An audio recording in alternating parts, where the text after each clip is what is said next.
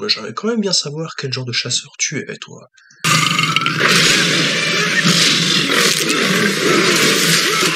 Hunting for a trophy.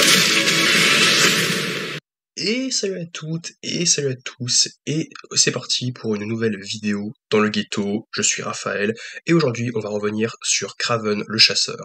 Alors, le projet Kraven le Chasseur, je ne sais pas trop comment me positionner par rapport à ce projet, quelles sont mes attentes, etc.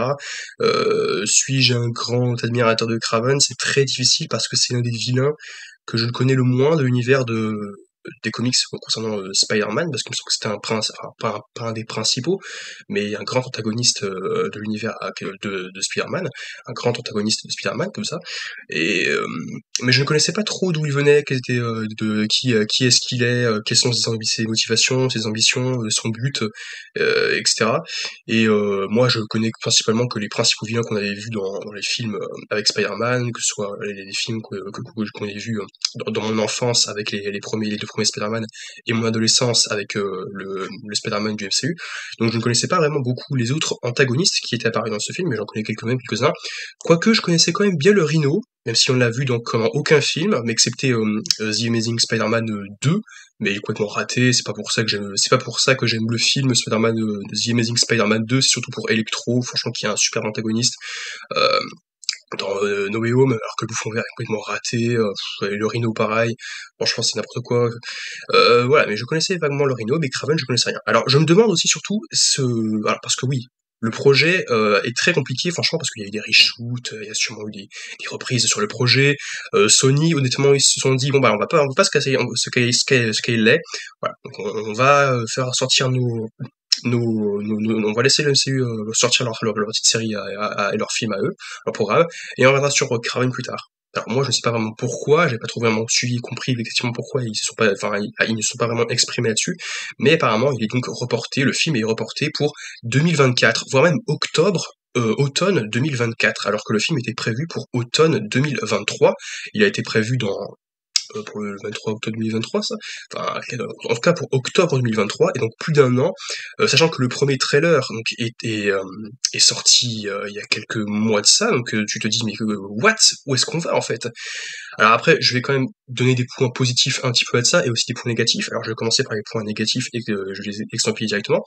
Premier point négatif, c'est que déjà les reports et les reshoots, ce genre de choses, euh, on peut comprendre, on peut se dire que ça peut marcher, enfin que ça peut marcher, que ce soit expliqué et que ce soit forcément une bonne chose pour sauver le projet, et que voilà on essaie d'améliorer certains points qui ont été un petit peu trop inaboutis sur des choses qu'on pourrait essayer un petit peu de développer.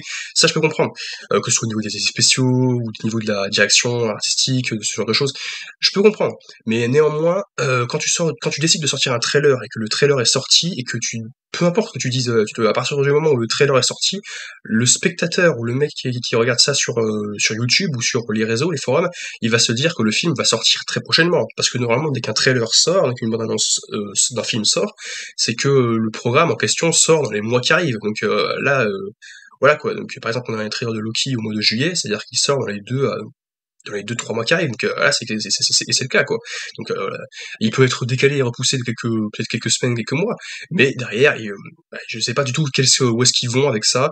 Et pourtant c'est dommage parce que c'est un des films, si ce n'est le seul film du côté de chez Sony, de Marvel Studios, qui me hype, vraiment, je vais pas vous mentir, je ne sais pas si j'irai le voir, je pense pas, je suis peut-être aussi, pour voir ce que c'est, mais honnêtement, je vais peut-être passer vite fait sur les points positifs, mais ce film me hype, mais en même temps, j'ai quelques réserves, je me suis dit, parce que je n'ai pas vécu personnellement ce moment-là, mais quand je regarde des vidéos où t'as d'autres personnes qui parlent de Venom, Morbius, donc qui sont des catastrophes sans nom, qui sont vraiment nulles, mais vraiment nulles, pourries, où on te met du multivers à outrance, et au final c'est mal exploité, c'est inabouti, dans le sens où on te montre du multivers, et on te dit ah tiens ils sont blippés dans un autre monde, mais derrière hop ils sont reblippés dans leur monde, comme si et entre temps ils ont rien fait d'extraordinaire et de grandiloquent, de haut couleur, ils ont pas rencontré d'autres héros ou d'autres personnages de comics, non ils sont juste téléportés d'un point A à un point B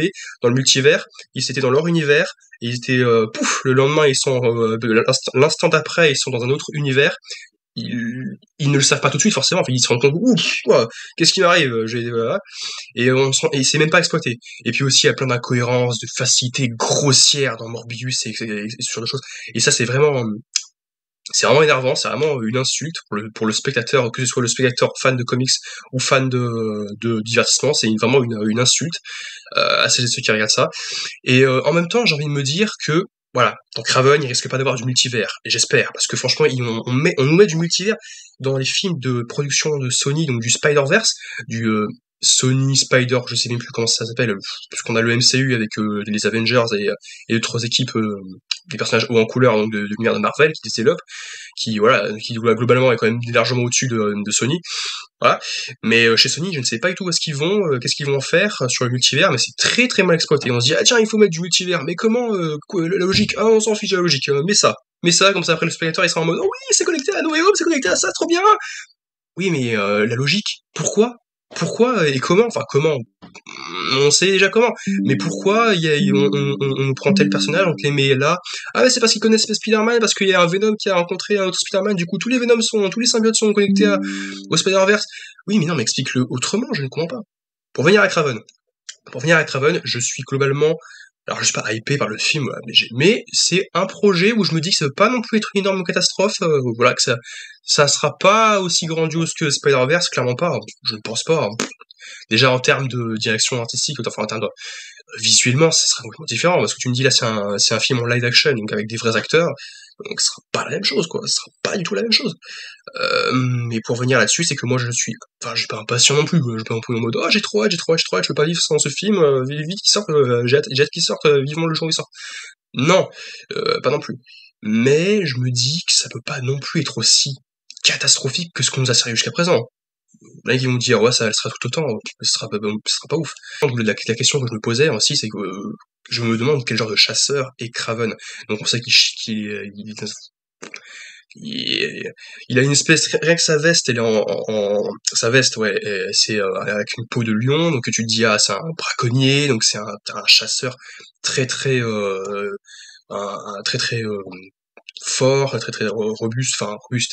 Il est pas non plus complètement baraque, complètement musclé, mais c'est un personnage qui badass, quoi. Il a l'air d'être badass, il a l'air de très très très fort, et donc du coup, c'est vrai qu'il fait face à Spider-Man à un moment où il veut absolument faire de Spider-Man son trophée en fait, c'est-à-dire qu'en fait il veut chasser Spider-Man et montrer qu'il est plus fort.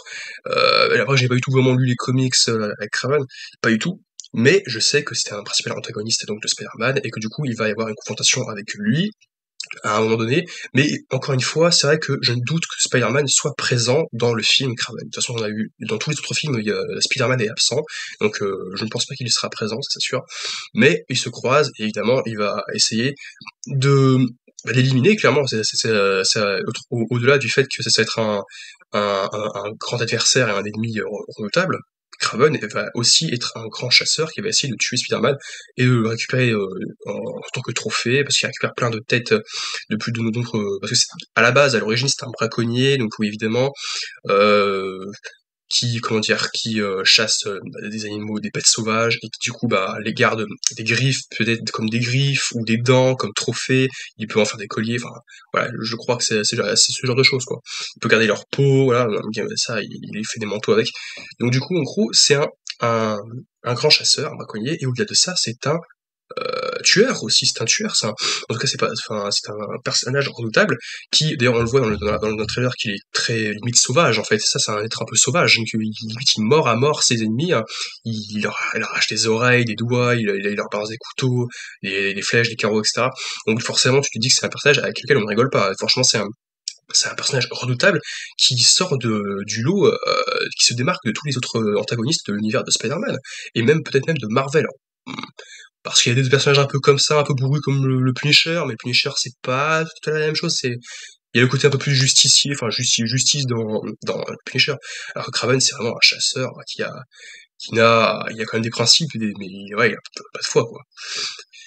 Il y a aussi donc du coup le personnage du Rhino qui serait présent dans le film, donc là du coup c'est un personnage que je connais un peu plus vite fait.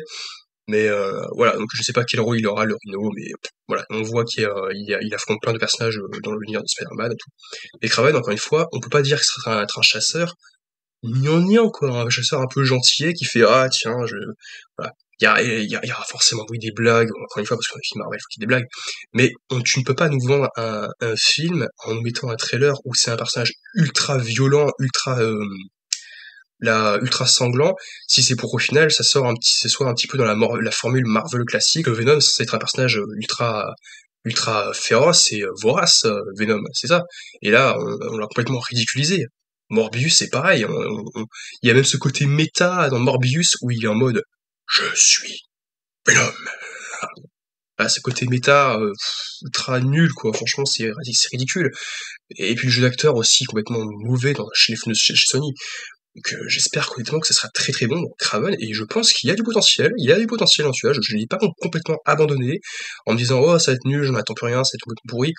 Non, non, moi j'attends que Kraven soit un chasseur redoutable, sanguinaire, bah oui, sanguinaire, parce que tu peux pas nous montrer ça, parce que oui, encore une fois, je l'ai vite fait et je vais conclure là-dessus, c'est que je n'ai pas vécu ces moments-là, mais il y a d'autres personnes qui ont vécu ça dans les vidéos, dans des critiques et autres, qui ont dit, moi, franchement, avant d'aller voir le film, j'ai regardé des trailers, des teasers, et il y a eu la même chose avec Morbius aussi, parce que Morbius, le film, enfin, les bandes annonces sont sorties plus d'un an avant la sortie du film, même presque un an et demi, c'était à l'époque du Covid, donc en plein milieu du Covid, tout ça.